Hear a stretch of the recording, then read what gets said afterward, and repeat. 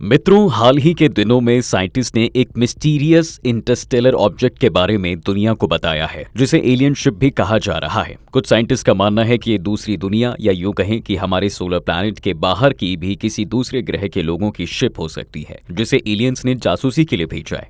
हालांकि क्या पृथ्वी के अलावा भी कहीं जीवन है, ये साइंस अब तक प्रूव नहीं कर पाया है, लेकिन दबी जबान में भी सभी लोग इस बात की संभावनाओं को स्वीकार करते हैं कि अंतरिक्ष की दुनिया में हम सिर्फ अकेले नहीं हैं। कहीं ना कहीं इस पूरे ब्रह्मांड में लाइफ जरूर होगी।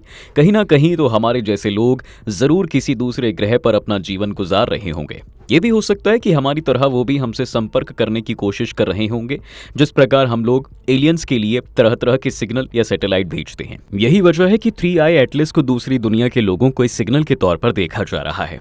मित्रों, अब ये तो अलग बात है कि साइंस अभी तक ये साबित नहीं कर पाया है कि हमारे अलावा भी कहीं जीवन है, लेकिन बहुत सी बातें ऐसी हैं जहां साइंस हार मान जाता है और आस्था, धर्म और विश्वास जीत जाता है। जैसे कि हमारे शरीर के अंदर बसने वाली वो अदृश्य प्राणवायु ऊर्जा आत्मा, जिसके निकलते ही हेल्दी से हेल्दी व्यक्ति भी पल भर में दम तोड़ देता है। इस तरह से हमारे पुराणों और शास्त्रों में साफ साफ बताया गया है कि इस पूरे ब्रह्मांड में हमारी पृथ्वी ही एकमात्र लोक नहीं है। कई ऐसे लोग हैं जहां जीवन है। कई पौराणिक कथाओं में ऐसे कई दिव्य किरदारों का जिक्र है जो बड़े आसानी से एक लोक से दूसरे लोक में भ्रमण किया करते हैं। दोस्तों, हमारे शास्त्रों में कुल 3 लोक और 14 भुवनों का वर्णन है। मुख्य रूप से जो 3 लोक हैं उन्हें त्रिलोक या त्रिभुवन कहा जाता है। हम जिस लोक में रहते हैं उसे भूलोक कहा जाता है। ये वो लोक है जहां मनुष्यों के अलावा 84 लाख योनियां निवास करती हैं। इसे मध्यलोक कहते हैं क्योंकि ये स्वर्गलोक और पाताल लोक के बीच में स्थित है। पृथ्वीलोक से ऊपर है स्वर्गलोक, जहां शास्त्रों के मुताबिक देवतागण निवास करते हैं। देवराज इंद्र इसकी राजधानी अमरावती में अन्य देवी देवताओं के साथ विराजे हुए हैं। हमारी पृथ्वी लोक के नीचे है पाताल लोक, जिसे नरकलोक या असुर लोक भी कहा जाता है, जहां असुर, दानव, यक्ष और नाग निवास करते हैं। इसके अलावा जो 14 भुवन हैं, जिनके बारे में कहा जाता है कि इन्हें भगवान शिव और माता पार्वती ने मिलकर बनाया है। इन भुवनों को कहीं कहीं 14 लोक भी कहा गया है। इनमें 7 उच्च लोक हैं और 7 अधोलोक यानी कि पाताल लोक हैं। 7 उच्च लोकों में सबसे ऊपर है सत्यलोक, जिसे ब्रह्मलोक भी कहा जाता है।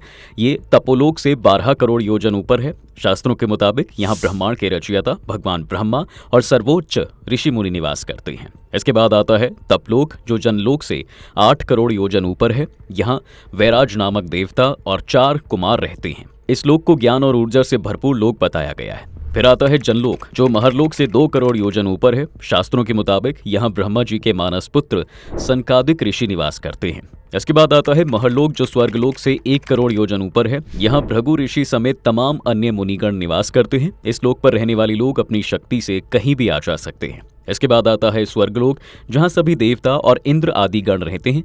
कहा जाता है कि पुण्य करने वाली आत्माएं यहीं अपने पुण्य का फल भोगने के लिए आती हैं। इसके बाद आता है भुवर लोक, जिसे सिद्ध लोक भी कहा जाता है। मान्यता है कि ये लोक पृथ्वी से लेकर सूर्य तक अंतरिक्ष में फैला हुआ है। यहाँ कई देवता, अंतरिक्ष में अपनी इच्छा से विचरण करने वाले सिद्ध आत्माएं और ऋषि मुनि निवास करते हैं। इसके बाद आता है भूलोक, जहाँ हम सभी इंसान, जीव जंतु आदि रहते हैं।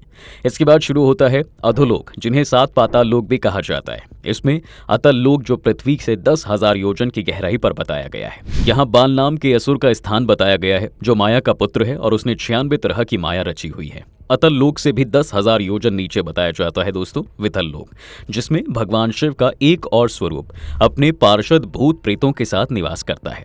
इसके नीचे सुतल लोक, जहां राजा बलि रहते हैं, जिनमें वामन अवतार में भगवान विष्णु ने पाताल लोक भेज दिया था। इसके नीचे तलातल लोक, जहां दानव निवास करते हैं। फिर महातल लोक, जहां कालिया और तक्षक नागों का स्थान है। फिर रसातल लोक, जहां कई दैत्य दानव रहते हैं। हमारे शास्त्रों में कई मौकों पर यह बताया गया है दोस्तों कि अन्य लोकों से पृथ्वी लोक पर आवागमन होता रहता है। तो क्या ये संभव है कि 3i एटलस जितनी दूरी की यात्रा करा रहा है वो सचमुच ऐसे ही किसी लोक का हिस्सा हो? दोस्तों, भले ही आज के वक्त में इन्हें कल्पना या कहानियां समझा जाए, लेकिन ये सच है कि अब तक जहां साइंटिस्ट एलियंस के होने को लेकर भी श्योर नहीं है, वहां हमारे धार्मिक शास्त्रों में पूरे ब्रह्मांड के अलग अलग क्षेत्रों और वहां निवास करने वाले को लेकर भी बात की गई है। आपको क्या लगता है, क्या सचमुच हमारे शास्त्रों के मुताबिक अलग अलग लोक हैं जिस पर अलग अलग निवासी निवास करते हैं? आपको क्या लगता है कि साइंटिस्ट को हिंदू धार्मिक ग्रंथों के आधार पर नए सिरे से अंतरिक्ष में खोज करनी चाहिए या नहीं? आप इन सभी विषयों पर क्या सोचते हैं, हमें कमेंट करके जरूर बताएं। साथ ही ये भी बताएं कि क्या 3i एटलस एलियन शिप हो सकता है। हम आपके विचारों का इंतजार करेंगे। अगर आपको आज की वीडियो अच्छी लगी है तो इसे लाइक और शेयर जरूर करें। साथ ही हमारे चैनल द डिवाइन टेल्स को सब्सक्राइब करना बिल्कुल ना भूलें।